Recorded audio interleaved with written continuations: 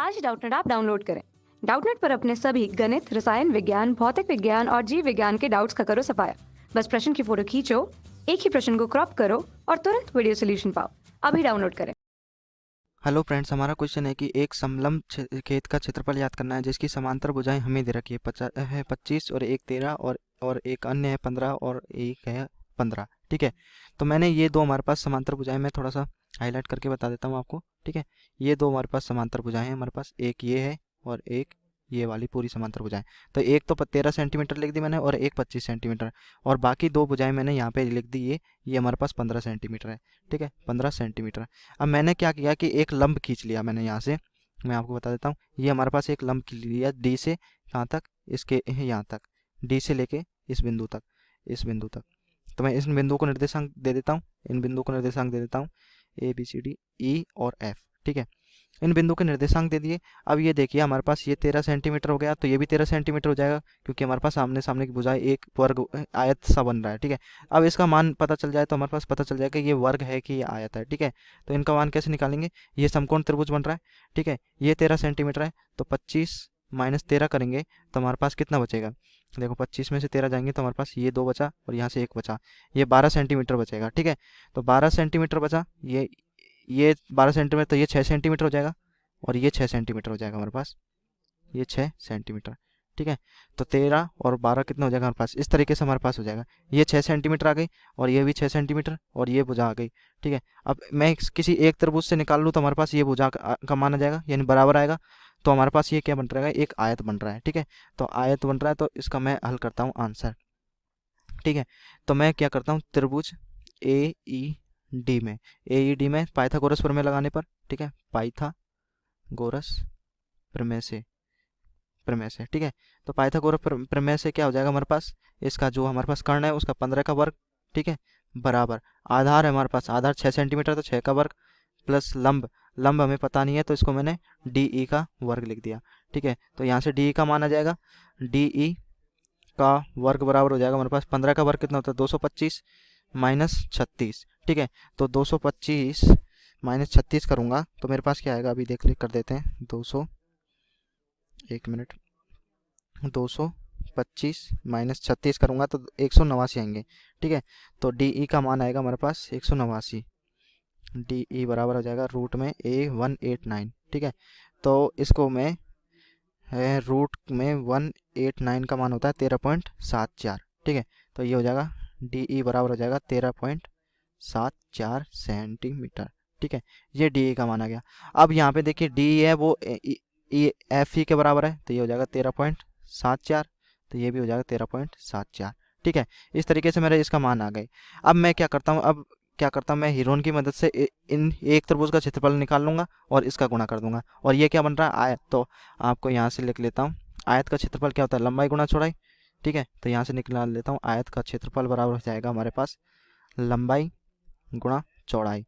ठीक है, तो लंबाई कितनी है हमारे पास इसकी 13 सेंटीमीटर, 13 गुणा चौड़ाई कितनी है हमारे पास, ये लंबाई हो गई और ये चौड़ाई, ये विड्थ है ना, तो ये हो जाएगा लंबाई और ये चौड़ाई। तो चौड़ाई तो हमें दे रखी 13 और लंबाई दे रखी 13.74।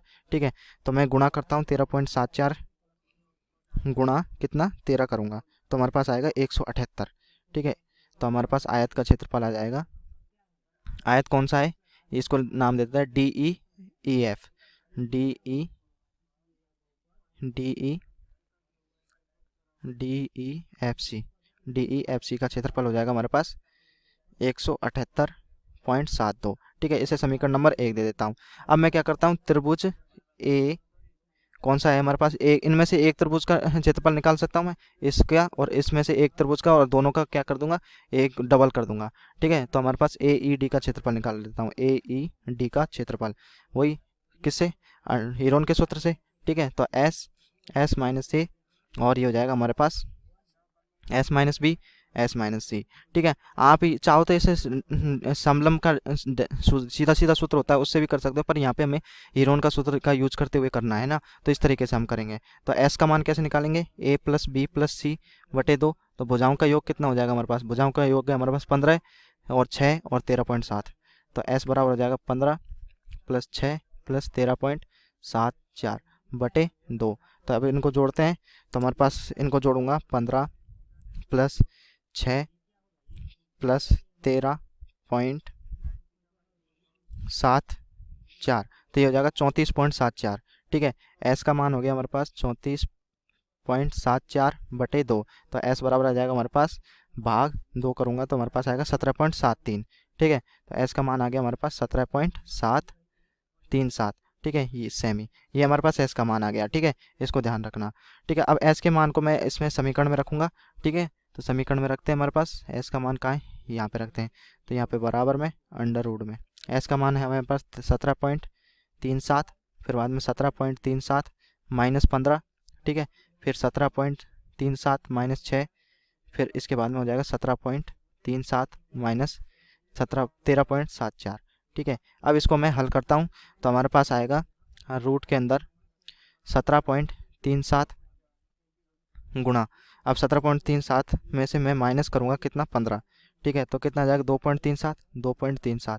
ठीक है, फिर गुणा, फिर इसको माइनस करूँगा मैं किससे, 6 से, तो ये हो जाएगा 11.37। फिर इसके बाद में ये पे इसको माइनस करूँगा 13.74, तो ये हो जाएगा हमारा 3.63।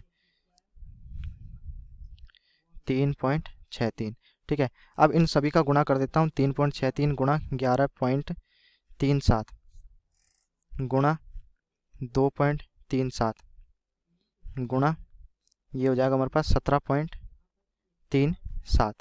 तो हमारे पास आएगा ये 1600 कुछ आएगा, क्षेत्रफल आ जाएगा हमारे पास अंडर रूट में 1699.085। ठीक है, तो अब इसका रूट ले लेता हूँ मैं, तो ये हो जाएगा हमारे पास रूट 1699.085, तो ये हो जाएगा 41.1, ये हो जाएगा हमारे पास क्षेत्रफल आ जाएगा 41.21 वर्ग सेमी। ठीक है, वर्ग सेमी। अब मैं क्या है, ये से समीकरण नंबर 2, अब समीकरण 1 व 2 को जोड़ दूंगा। समीकरण 1 से कितना आया था, 178.72। ठीक है, तो समीकरण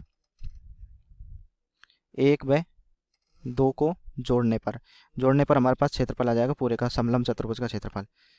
ठीक है, तो हो जाएगा समलंब चतुर्भुज का क्षेत्रफल आ जाएगा हमारे पास कितना, 41.21 प्लस कितना करना है हमारे पास, 178.72। तो 178.72 करूँगा तो हमारे पास आएगा 219, यानी 220 के समथिंग आएगा, 178.72।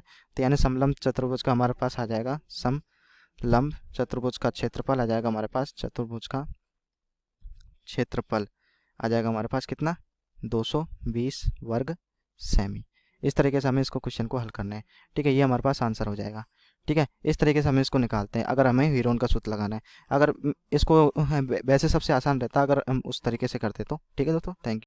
कक्षा 6वीं से 12वीं से लेकर नीट, IIT, JEE वो एडवांस के लेवल तक 1 करोड़ से ज्यादा छात्रों का भरोसा। आज ही डाउनलोड करें डाउटनेट ऐप या व्हाट्सएप करें अपने सारे डाउट्स 8400 400 400 पर।